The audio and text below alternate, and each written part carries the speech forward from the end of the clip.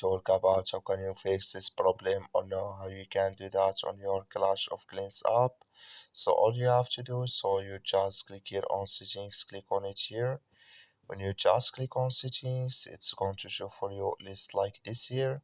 So then you go down, just keep going down here, then you click on apps, come to apps list here, and then you're looking for Clash of Clans app, or just click on search, then here add Clash of Clans. Sorry, when you click here on apps, it's going to take you to this list, and then you search for Clash of Clans app, or just click on search here, then add Clash of Clans app. It's going to show for you like this, click on it.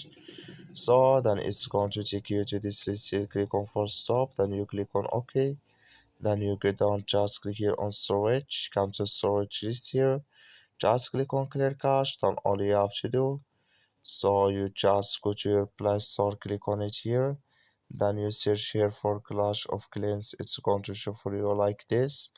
You will find here update, click on it, then it's going to work with you.